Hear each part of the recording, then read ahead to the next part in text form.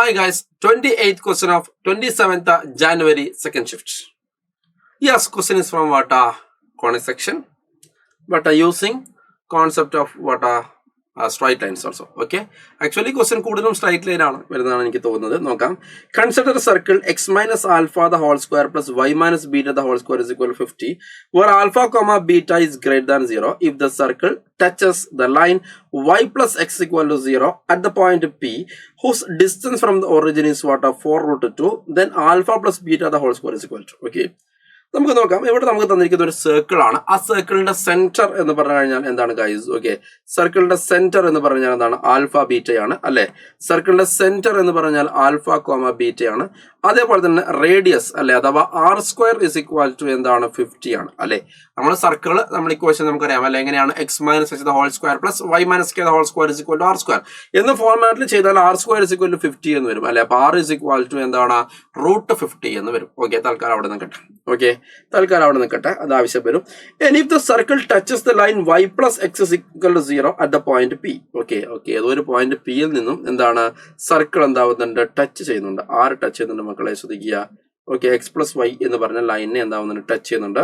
So X plus Y എന്ന് പറഞ്ഞ ലൈനിനെ ഏകദേശം വരക്കാം. ഇതാണ് എക്സ് പ്ലസ് വൈ എന്ന് പറഞ്ഞ ലൈൻ. ഓക്കെ അല്ലെ. അപ്പൊ at particular point P, okay അല്ലെ, പി എന്ന് പറഞ്ഞ പോയിന്റിലാണ് അവൻ എന്താവുന്നത്? ടച്ച് ചെയ്തത്. അപ്പോ whose distance from origin is what 4 root 2. Okay, അപ്പൊ അഥവാ പി ഒറിജിൻ എന്നുള്ള ഡിസ്റ്റൻസ് എന്ന് പറയുമ്പോൾ 4 root 2 ആണെന്നാണ് തന്നിരിക്കുന്നത്. അതിനെക്കൊണ്ട് നമുക്ക് വല്ല കാര്യമുണ്ടോ നമുക്ക് നോക്കാം. ഓക്കെ, അല്ലാതെ തന്നെ ആൻസർ കിട്ടുമോ നമുക്ക് നോക്കാം. ഓക്കെ, അപ്പൊ ഇത് x plus y is equal to 0 എന്ന് പറയുന്ന ലൈനാണ്. ഓക്കെ, നമ്മൾ കണ്ടുപിടിക്കാൻ വേണ്ടി പറഞ്ഞിരിക്കുന്നത് എന്താണ്? Alpha plus beta the whole square ആണ്. ഓക്കെ, മക്കളെ ശ്രദ്ധിക്കൂ, ഈ ദൂരം എന്താണ്? ഇറ്റ് ഈസ് സിമ്പിളി എന്താണ്? റൂട്ട് 50 ആണ്. ഓക്കെ, നമുക്ക് അവിടെ ഫോർമുല ഉപയോഗിക്കാം. അതായത് വളരെ സിമ്പിൾ ആണ്. അഥവാ ഒരു പോയിന്റ്, അതുപോലെ തന്നെ ലൈൻ. ഓക്കെ, ശ്രദ്ധിക്കുക, ലിസൺ, ഒരു പോയിന്റ് ഉണ്ട്. ഏതാണ്? x1, y1. ഓക്കെ അല്ലെ. അതുപോലെ തന്നെ എന്താണ്? ലൈൻ ഉണ്ട് അല്ലെ. What is line? ax plus b y plus c is equal to 0 എന്നാണ് ലൈൻ ഉണ്ട്. ഓക്കെ അല്ലെ. അപ്പൊ ഇവിടുന്ന് ഉള്ള ഡിസ്റ്റൻസ് കണ്ടുപിടിക്കാനുള്ള ഫോർമുല എന്താ? ax1 plus by1 plus c divide by root of a square plus b square അല്ലേടാ.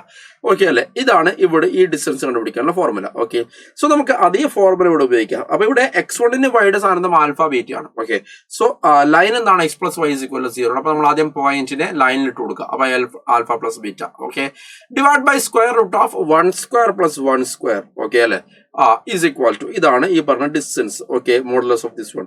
നമുക്കറിയാം ഈ ഡിസ്റ്റൻസ് എന്ന് പറഞ്ഞു കഴിഞ്ഞാൽ സിമ്പിളി എന്താണ്? ഈ റേഡിയസ് തന്നെയാണ് അല്ലെ, റൂട്ട് 50 ആണ്. Okay, so what is that? Alpha plus beta divided by root 2 is equal to what? Root 50. നമുക്ക് വേണ്ടത് alpha plus beta the whole square ആണ്. So alpha plus beta the whole square divide by 2 is equal to root 50 square എന്ന് പറയുമ്പോൾ 50 ആണ്. So alpha plus beta the whole square is equal to 2 into 50. അഥവാ നമുക്ക് answer എന്ത് കിട്ടി? 100. Okay, വളരെ simple ആയിട്ടുള്ള ചോദ്യമാണ്. Okay, answer is what? 100. Simple figure വരച്ചു നോക്കി നമുക്ക് മനസ്സിലാവുന്ന അവസ്ഥയാണ്.